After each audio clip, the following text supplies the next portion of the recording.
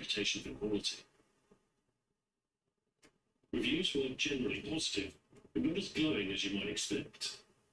The poor reputation of adventure games still lingered, seen as a beardier pursuit. In any case, the indie license was out of the way, and the teams at Lucasfilm Games were once again free to embark on more creative projects. In 1989, two teams assembled. Brian Moriarty led the fantasy-themed Loom, a magical world that distilled the usual selection of verbs in favour of musical notes. You interact with the world by casting short musical drafts. Another team, led by Ron Gilbert and accompanied by new hires Dave Grossman and Tim Schafer, began work on what would become the sequel of Monkey Island.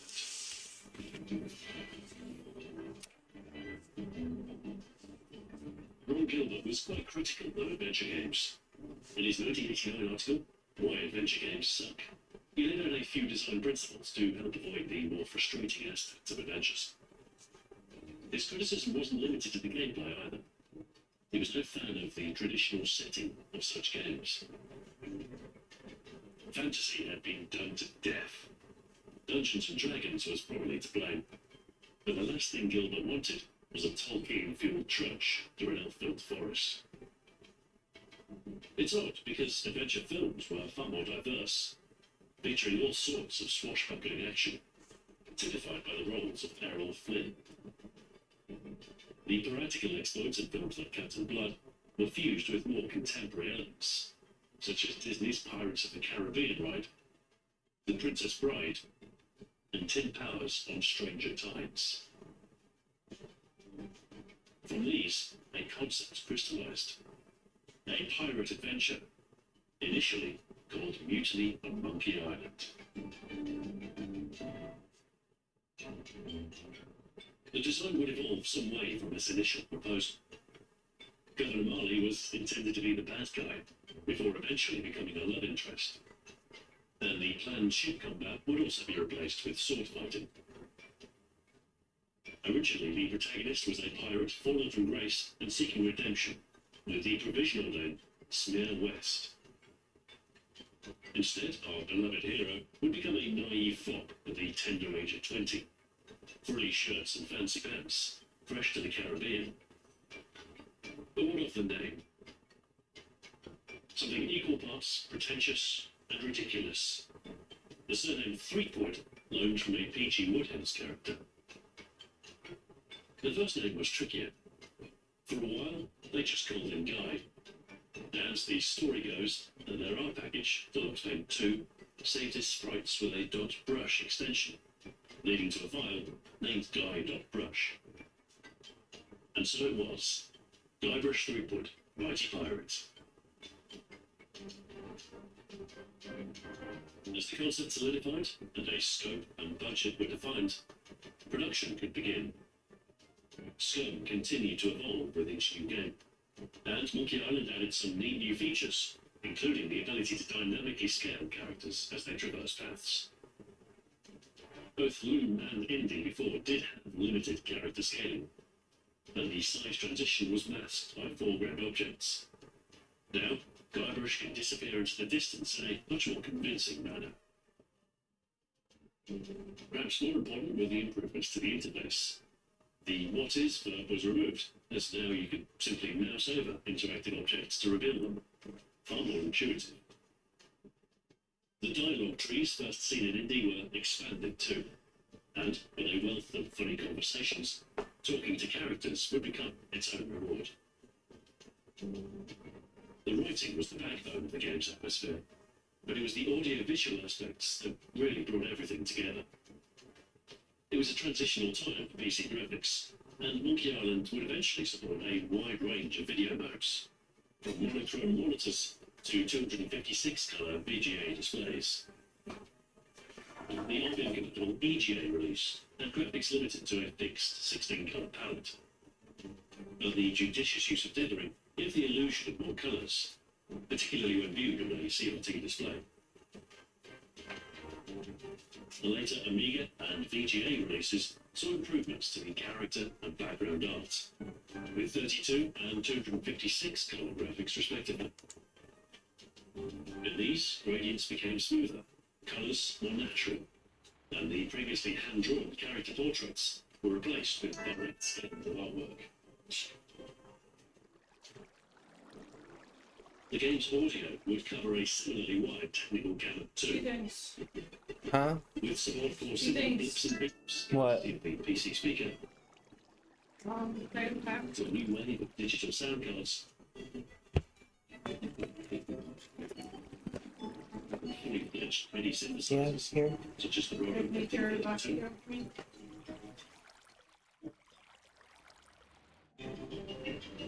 Yeah. Audio has never been the strongest suit of the adventure genre. Previous Lucasfilm games were often criticised for their sound, or lack of it. So this time, they pulled out all the stops. A soundtrack from recent Harvard graduate Michael Land. A suite of calypso-infused sound, dripping with Caribbean flavour, apt and expressive, despite the limitations. It was brilliant, memorable, and still resonant today.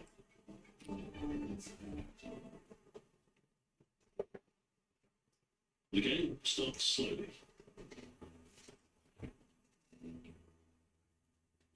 A few tentative notes have a chord as the Lucasfilm logo rolls by. In the middle of the Caribbean, an island named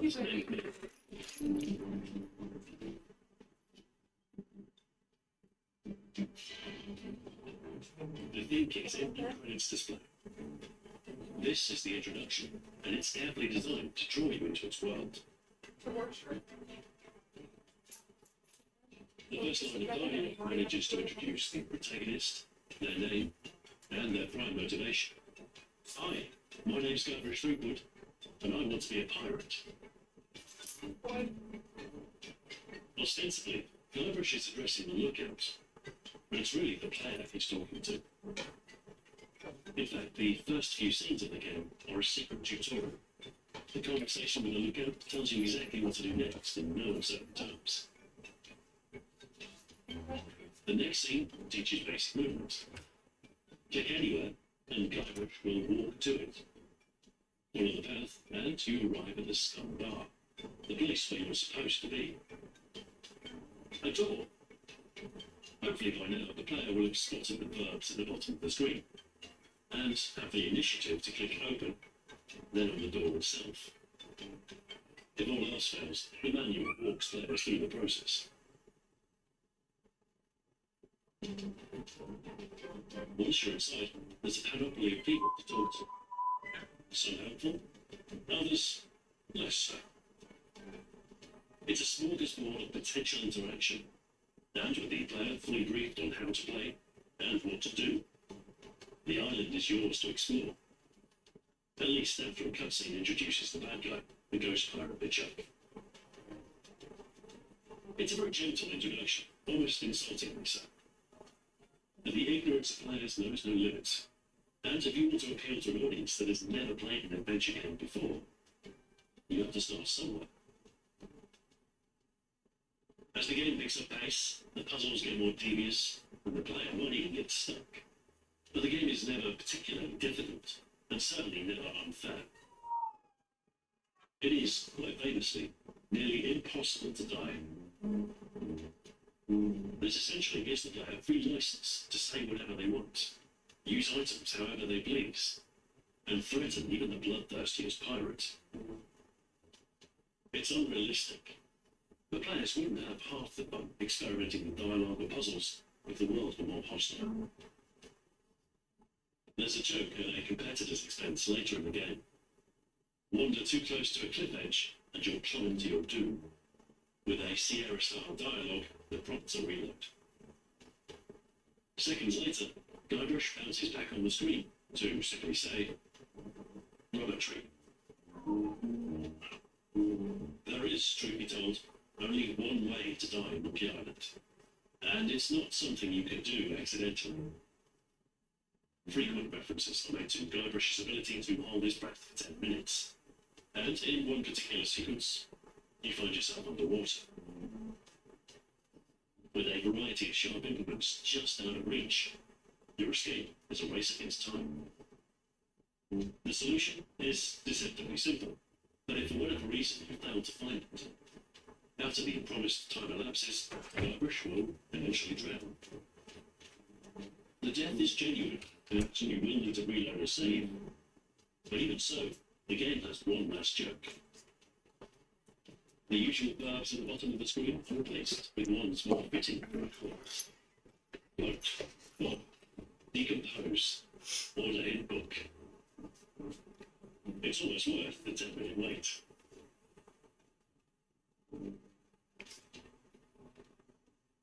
Games are remembered for all sorts of different reasons, but it's rare that the copy protection evokes fond memories. Code wheels were nothing new, the DRM of its day, and most games took some measures to protect themselves from software piracy. There's something about the mix and match heads on the entire pirates was charming. Monkey Island's humour permeates every aspect of the game. The story, the dialogue, the setting and characters. Even your inventory has a touch of absurdity, or possible use could aim a chicken with a pulley in the background. Comedy is a very difficult thing to get right, and it would be easy to overdo things. But there's a balance of the zanier elements with a deadpan irony. Guybrush himself is an odd mix. On some fronts, he's hopelessly naive, wet behind the ears, completely inept, and incapable of talking to girls. But on the other hand, he has a cynical streak. Moments in which he lampshades hair and dialogue options which reveal that Guybrush knows more than he lets on. The irony hangs so thick in the air that I'm not convinced there is a fourth wall, and it feels like most of the game's killers are in on the joke too. One of my favourite wall-breaking examples has to be the infamous stump joke. Looking at a particularly nondescript stump deep in the forest prompts Guybrush to describe an elaborate system of catacombs lining the hole. A sequence of increasingly improbable disk change requests follow. Disk 22, Disk 36, Disk 114. Requests impossible to fulfill, as most versions only had a few disks. Realising the impossible, Guybrush exclaims, "I'll just have to skip that part of the game." Some players were left confused, prompting telephone calls to Lucasfilm support line, and the eventual removal of the joke in later CD-ROM versions. Sequences like this are memorable, and there's no shortage of them. From an elaborate action sequence that takes place almost entirely off-screen, to accidentally stranding yourself on Monkey Island, to simply touching a parrot. The game really is full of such wonderful moments. Perhaps one of the most definitive parts of the game is the insult sword fighting. In the first act, you're tasked with 3 trials to prove you're a pirate druid. And in one, you need to brush up on your sword playing in order to defeat the so-called sword master. It turns out that the blade is the least important thing to hone. Rather than trading deadly blows, you draw from an arsenal of caustic barbs, insults, and retorts. After your initial training, it's a case of learning new insults to extend your repertoire. Once you have a good complement of comebacks, you can start to win these battles of wits. The insults themselves were written by Orson Scott Card of Ender's Game fame, with 2 parts, insult and response. So, an opening like, "You fight like a dairy farmer," might be met with, "How appropriate, you fight like a cow." Upon challenging the Swordmaster, you realise that she has a whole deck of alternate insults. Insults unfamiliar to the rest of the island. Cleverly though, this set of insults mesh elegantly with these standard retorts. So, with a quiver of comebacks and a bit of creativity, even the Swordmaster can be bested. Been there, done that, got the t-shirt. The trials are just the first hurdle. and serve to introduce the main story arc. Just as you ascend into Pyrohood, the ghost pirate Ledger kidnaps Guybrush's love interest, Elaine Marley, taking her to his lair.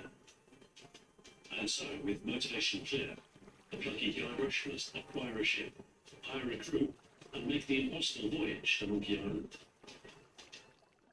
Along the way, he'll make new friends, explore a brightly lit paradise, and descend into hell, ultimately discovering how to defeat the chump before the final confrontation.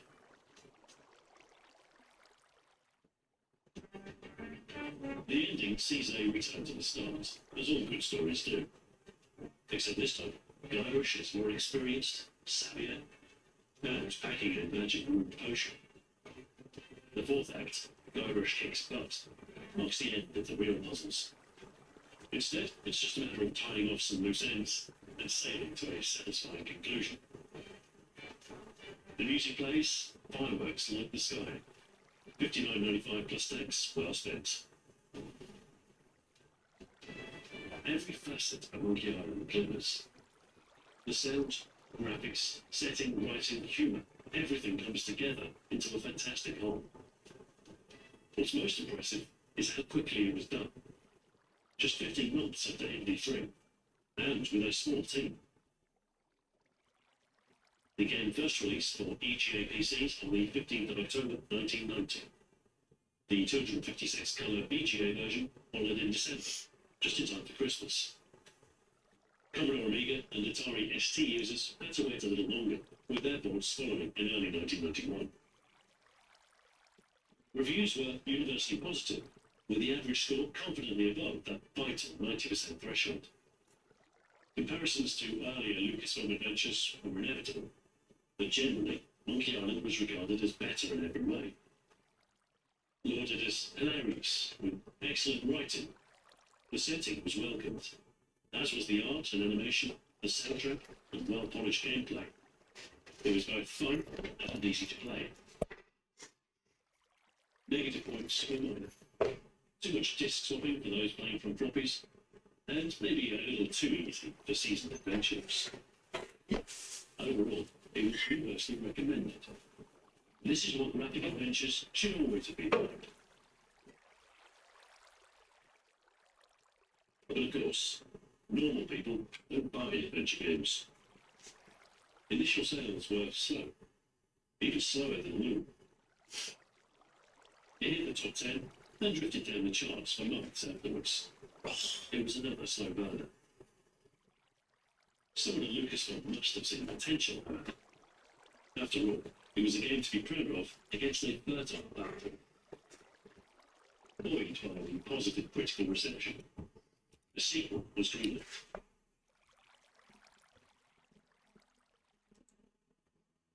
Shortly after Monkey Island's release, Lucasfilm underwent some reorganisation. The games division was bundled with Industrial Light and Magic and Skywalker Sound into the newly formed LucasArts. Monkey Island's sequel would be the first game to bear this new name, along with a new logo, known as the Gold Guy. No matter the name, LucasArts were poised to enter a golden age of point-and-click adventure games over the next few years, while their rivals were past their peak. Infocom were effectively dead after being acquired and subsequently shut down by Activision. And Sierra, while still dominating the PC market in terms of sales, were putting out games of very variable quality. Sierra had grown incredibly quickly on the success of their earlier games, and the company culture shifted away from the humbler adventures pioneered by Ken and Roberta Williams. LucasArts always managed to stay small, and I think that's part of the reason their games have a persistent charm. So, while The Secret of Monkey Island was still in the charts, work began on Monkey Island 2, The Chump's Revenge.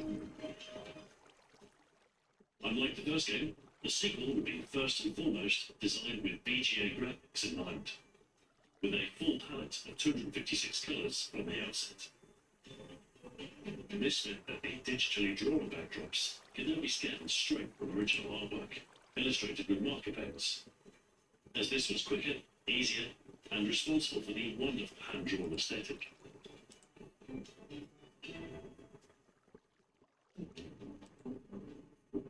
The music system within Scum had a major overhaul too. Previously, it was difficult to synchronise game events with musical cues.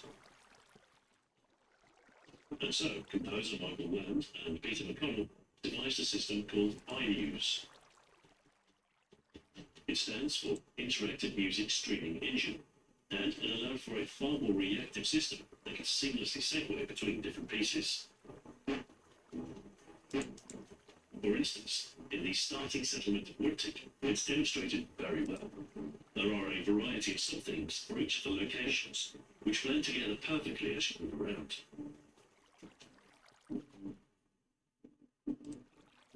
It's done so well, it's almost invisible. You might think it's a single piece of music, but it's multiple, perfectly stitched and tailored to your progress.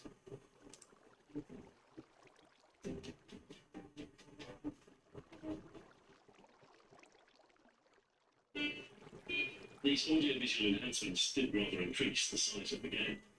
The Amiga version came on 11 discs, which made for a slightly miserable experience for those without hard drives. A small price to pay, though. It was bigger, better, and more piratey than ever.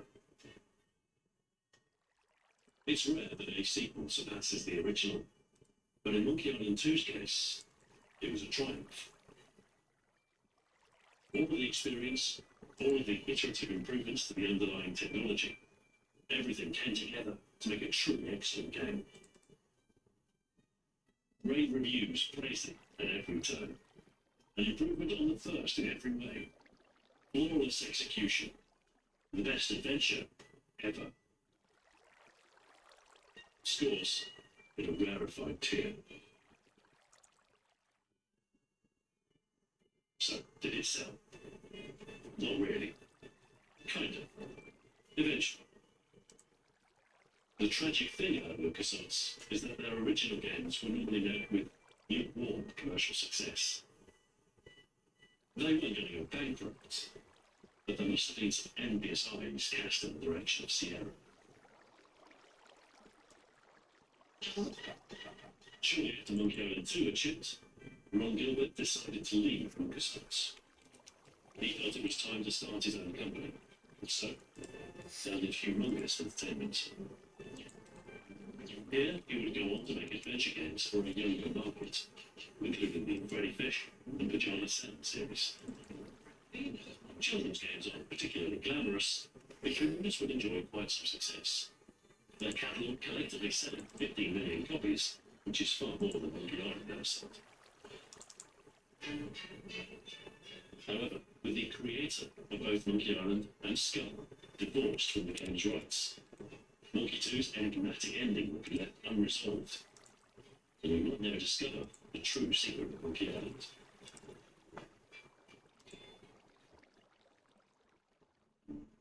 This wasn't the end for LucasArts, however.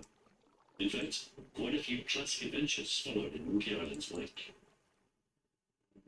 Indiana Jones saw a revisit in The Fate of Atlantis, designed by LucasArts veteran Noah Falstone and screenwriter Hal Barwood. Lavishly illustrated and with a full talkie CD-ROM version, it was a definite upgrade when compared to The Last Crusade, and without an associated movie, free of any deadline or script constraints. Sam Max Hit the Road was the brainchild of Steve Hassan, based on his comic book characters, a dog and rabbity-themed duo who together tackled crime. It's a global tour of Americana with a zany string a mile wide, a very good fit with the LucasArts mold. The interface of previous games was streamlined to grant more space for the graphics, replaced with icons as part of the inventory screen. These simplifications worked well enough for most interactions, less so for dialogue, but later games would continue to tweak the interface without the full bank of verbs. Meanwhile, Tim Schafer and Dave Crusher both remained at LucasArts. Together, they led a sequel to Maniac Mansion. Day of the Tentacle was very different to its predecessor.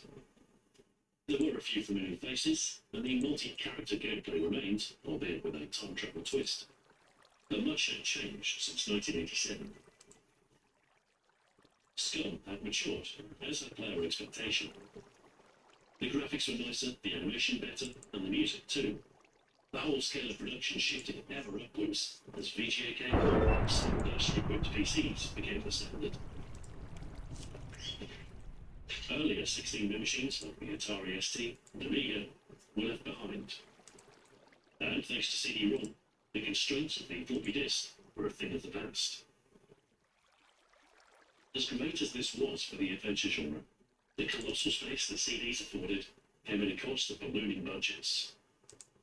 An ever-increasing payload of artwork, CD-quality music, and now, voice actors. After Day of the Tentacle was complete, Dave Grossman left LucasArts to pursue a freelance career, where he would spend some time working with Ron Gilbert at Humongous. Now, of the 3 designers that worked on Monkey Island, only Tim Schafer remained. The golden era of LucasArts adventures started with Monkey Island and endured for a few years afterwards, but they didn't have a monopoly on this style of game.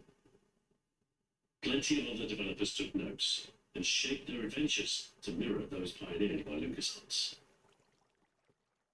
In the space of just a year or two after Monkey Island's release, there's a clear shift away from the Sierra-style approach to a newer paradigm. For instance, the point-and-click interface, the indirect character control, and the approach to verbs and dialogue were all codified as a standard. The cinematic influences that shaped Scum are apparent too, both through use of cutscenes as established in Maniac Mansion, and the composition of scenery, such as the use of foreground elements to give a sense of greater three-dimensional depth. This was often coupled with a slightly warped perspective, Escher-esque locations that don't entirely work geometrically, but fit a 2D plane for the purposes of point-and-click. And of course, the principal hallmark, an absence of depth, or puzzle dead ends at least, was generally expected. Most graphic adventures stuck to this sort of formula, but there were some that bucked the trend, mostly in response to new technology. By now, CD-ROM drives have become an essential multimedia accessory for every new PC. And while most games would eventually take advantage of this space, some really embraced it and made copious use of full-motion video.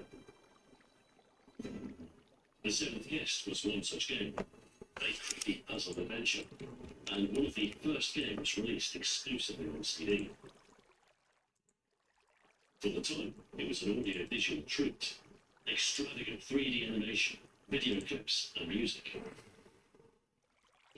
Of course, this meant that the gameplay itself took a back seat, so it wasn't a particularly good game, but it did demonstrate the potential of this new technology very well indeed. Another adventure from this multimedia era was Myst, a scenic romp through a pre-rendered 3D world with some particularly devilish puzzles, and told, for the most part, without language. With no time limit or failure state, it seems to take heed of Monkey Island's lessons in adventure design, but its approach is almost entirely different, relying on cold logic rather than humour. It was a great game, but also one on the right format at the right time. Anyone buying a new CD-ROM drive was surely in need of something to test it with. It managed to sell 6 million copies, a colossal amount, and it became the best-selling PC game ever, at least until The Sims came out. In a few short years, the PC market had changed dramatically. Driven by a multimedia revolution, the release of Windows 95, and games like Doom. It was a great time to be a PC gamer, but these changes would prove challenging for the adventure market.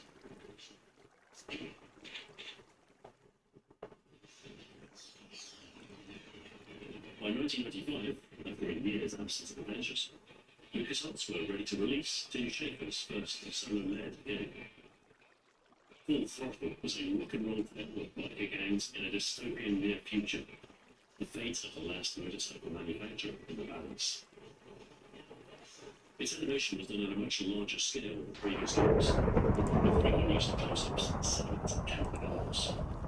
It confidently filled a CD ROM with full voice, a licensed CD audio soundtrack provided by the Glen Jackals, and plenty of FMV cutscenes.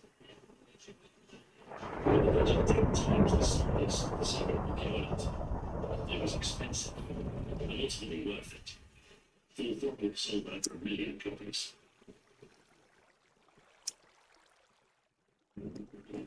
This same year, we finally saw the release of a much-vaunted Spielberg collaboration, The Deep, a game that had been in development since 1989. An ambitious stab at some serious science fiction that starts off akin to Armageddon, but soon whisks the player off to a fantastic alien world. It had a different feel to most LucasArts adventures. The fun, or zany element was missing, and while there was still occasional humour, the overall tone was overtly adult. The orchestral score probably had the same mood, and it was refreshing, sounded pretty well, but many didn't quite know what to make of it. One major criticism was the low-resolution graphics. 320 by 200 had been the standard game resolution for a while, and as PC hardware improved, there was a graduation towards 640 by 480 and beyond. In 1997, the third Monkey Island game would benefit from this bump in Tito. The Curse of Monkey Island. Obviously things look a little different with quadruple the pixels, an entirely new comic book appearance for Guybrush, along with voice acting provided by Dominic Armato. Considering the absence of the original creator and designers of Monkey Island, it was always going to be difficult to make a game that matched expectations. Despite this, it's hard to dislike. While detached from the originals in terms of style, it still has the wit and charm. For latecomers to the series, it was an introduction to the world of Monkey Island, but it also marked the last ever 2D scum adventure from LucasArts. Towards the end of the decade came an increasing demand for 3D games, and the rising ubiquity of graphics cards with 3D acceleration. Unfortunately, Scum wasn't designed for 3D games, nor would it make the transition. Instead, a new engine for a new game. Grim Fandango was the first LucasArts adventure to make that difficult transition to 3D. A tragic journey through the land of the dead, heavy with film noir influence. A colourful cast of Calaca, led by Manny Calavera. It ran on something called the Grim engine, or Grobbing, based on the existing Sith engine, which powered Dark Forces 2. The characters are rendered as 3D objects on top of a static background. The polygon pushing ability of PCs at the time wasn't quite up to such ornate scenes. So the camera angles are fixed, and you navigate with tank-like controls. In a bold step for the point-and-click genre, the mouse took back seat. It wasn't ideal, but this is perhaps the only blemish on a brilliant game. A unique setting with a cool aesthetic, backed with a truly heartfelt story. One last hurrah for the adventure genre. But it was clear the end was close. LucasArts gave us one final adventure game, and I suppose it's fitting that it was a return to Monkey Island, as it was the original that started our brief obsession. Using the same engine as Grim Fandango, it took us back to Melee Island, although things look much different in 3D. The music and voice acting were on point, and the game bristles with references to previous games. And yet, Escape is by far the least favoured of the Monkey Island series. Despite the awkward controls and difficult transition to 3D, it was a perfectly good adventure, I suppose, but it felt counterfeit, long divorced from its origin. LucasArts LucasArts planned a sequel to both Full Throttle and Sam Max, but these were cancelled mid-development. A statement put out by LucasArts euphemistically described their doom. After careful evaluation of current marketplace realities and underlying economic considerations, we've decided that this was not the appropriate time to launch a graphic adventure on the PC.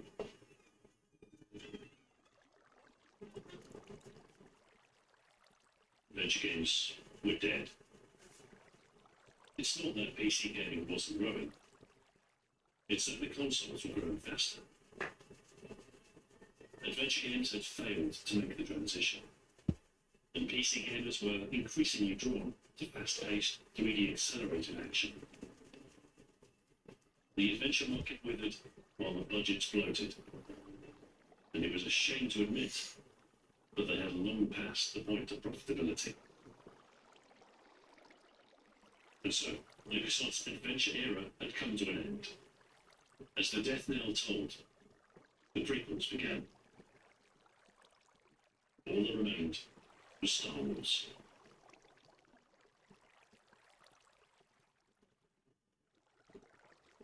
With an evaporation of financial viability, graphic adventures were certainly thin on the ground, but not yet extinct.